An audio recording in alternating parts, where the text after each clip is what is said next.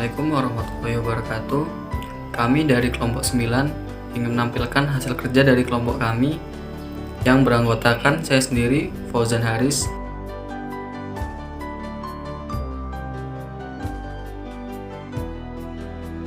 dan rekan saya, Zakiyah Kausasari,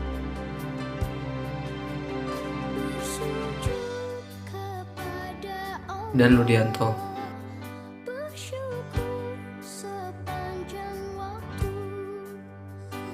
Materi yang akan kami bahas yaitu tentang mengembangkan paragraf. Materi yang pertama akan disampaikan oleh rekan saya, kepadanya dipersilahkan. Pengertian majas klimaks.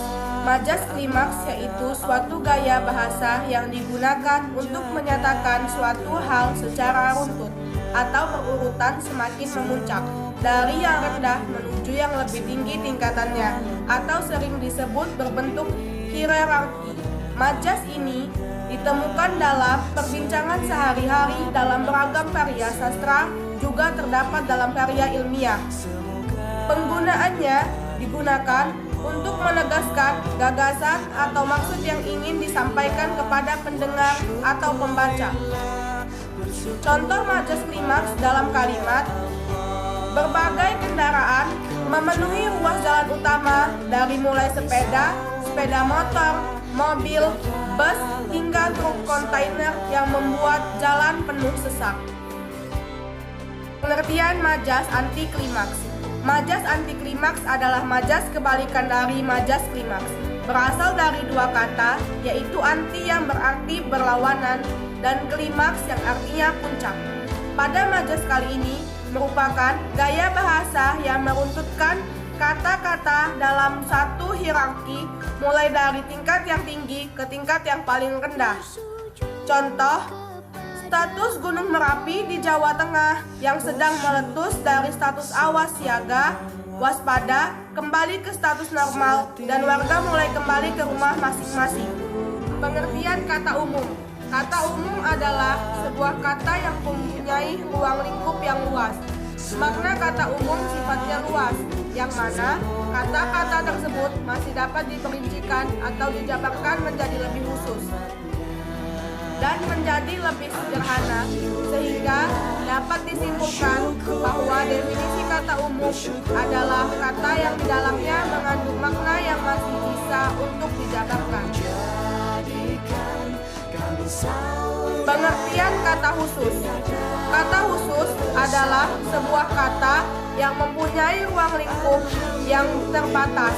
Makna kata khusus sifatnya sempit, yang mana kata-kata tersebut sudah tidak dapat diperincikan atau dijabarkan lagi, sehingga dapat disimpulkan bahwa definisi kata khusus adalah kata yang di dalamnya mengandung makna yang tidak bisa untuk dijabarkan lagi. Contoh kata umum khusus dan khusus. Ayah melihat adiknya yang sedang dirawat di rumah sakit. Kedua, ayah menengok adiknya yang sedang dirawat di rumah sakit. Ketiga, ayah melirik adiknya yang sedang sakit di rumah sakit. Kalimat di atas memiliki makna umum, yaitu melihat, dan kata khusus seperti menengok dan melirik. Pada kalimat pertama, kata umum masih bisa digunakan sesuai dengan konteks kalimat di atas. Sedangkan pada kalimat ketiga, kata khusus melirik tidaklah sesuai dengan konteks kalimat tersebut.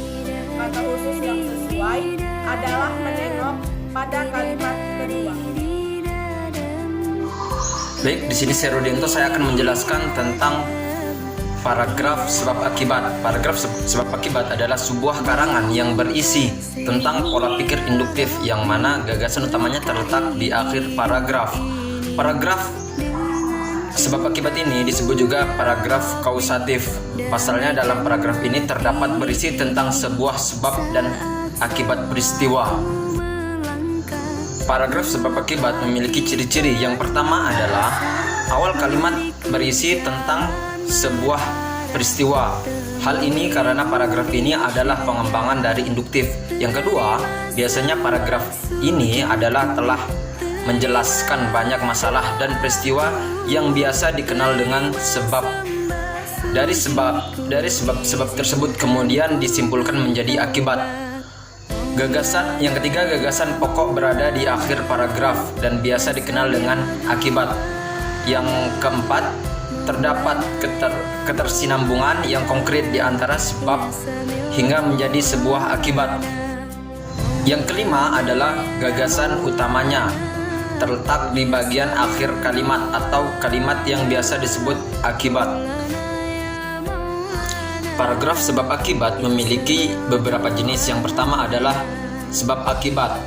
Paragraf ini lebih cenderung ke kalimat-kalimat yang memaparkan sebab-sebab, kemudian diakhiri dengan akibat. Artinya bahwa paragraf ini ke khusus dulu baru ke umum. Yang kedua adalah akibat sebab. Paragraf ini dimulai dari kata umum kemudian ke kata khusus. Hal ini artinya bahwa paragraf ini diawali dengan akibat-akibat yang ditimbulkan kemudian disimpulkan hingga ke sebab. Jenis yang terakhir adalah sebab akibat 1, akibat 2. Paragraf ini berisi tentang sebab sebuah peristiwa yang ditimbulkan beberapa akibat, yakni akibat 1 dan akibat 2. Contoh dari sebab akibat 1, akibat 2 adalah kerusuhan yang terjadi pada beberapa puluh tahun yang lalu membuat uang sangat sulit didapat. Banyakkan uang yang hilang, terbakar maupun rusak. Oleh karena itu, pemerintah kembali mencetak uang sebanyak-banyaknya untuk mengganti uang-uang yang hilang tersebut. Akan tetapi, yang dilakukan oleh pemerintah saat itu membuat uang yang beredar di masyarakat cukup banyak dan terjadi hyperinflasi. Akibatnya, uang menjadi tidak berharga dikarenakan peredarannya yang sangat banyak dan juga terjadi krisis moneter. Yang selanjutnya adalah pola definisi luas. Pola definisi luas merupakan pola yang berisi definisi suatu hal atau gagasan abstrak yang luas.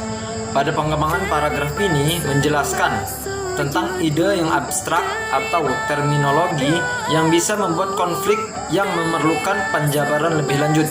Berikut adalah contohnya. Kata enzim berasal dari bahasa Yunani, enzimas, yang berarti menyebabkan perubahan. Enzim inilah yang merupakan unsur pembuat apel, pisang, atau buah lainnya menjadi matang atau sampai akhirnya membusuk. Enzim terdapat pada semua organisme hidup, termasuk juga berada pada tubuh kita. Setiap reaksi kimia dan biologi yang terjadi dalam tubuh kita selalu membutuhkan enzim sebagai katalisator, yaitu zat yang memungkinkan terjadinya reaksi tetapi tidak ikut bereaksi. Enzim terdiri dari 3 golongan, yaitu enzim metabolik, enzim pencernaan, dan enzim pangan. Baiklah, di sini saya akan menjelaskan materi tentang paragraf klasifikasi. Pengertian paragraf klasifikasi. Paragraf klasifikasi merupakan salah satu dari beberapa jenis paragraf yang topik utamanya dikembangkan dengan mengelompokkannya ke beberapa kelompok yang berdasarkan dari sifat atau ciri tertentu. Paragraf klasifikasi juga diartikan sebagai pengembangan paragraf eksposisi, menjadikan paragraf ini memiliki tujuan untuk informasi yang sangat jelas kepada para pembacanya. Ciri-ciri paragraf klasifikasi antara lain sebagai berikut. Yang pertama, terdapat kata digolongkan, dibagi, dibedakan, dikelompokkan, dan kata lainnya sejenisnya. Seringkali kata ini bisa dijumpai di awal atau menjadi gagasan utama paragraf. Yang kedua, paragraf klasifikasi memiliki sifat informatif. Oleh sebab itu, kalimat dalam paragraf klasifikasi dalam bentuk kalimat fakta. Yang ketiga, secara menyeluruh paragraf ini mengandung penggolongan suatu hal menurut acuan atau ciri tertentu. Contoh paragraf klasifikasi. Adapun contoh dari paragraf klasifikasi adalah sebagai berikut. Menurut jenisnya, demam dibedakan menjadi demam kontinu, demam remittent, demam intermittent, dan demam bifasik. Jenis-jenis demam itu dikarenakan oleh penyakit atau infeksi yang menyakiti anggota badan. Sekian presentasi dari kelompok kami. Jika ada salah-salah kata, kami mohon maaf. Kepada Allah kami mohon ampun. Wabillahi taufiq wal hidayah. Wassalamualaikum warahmatullahi wabarakatuh.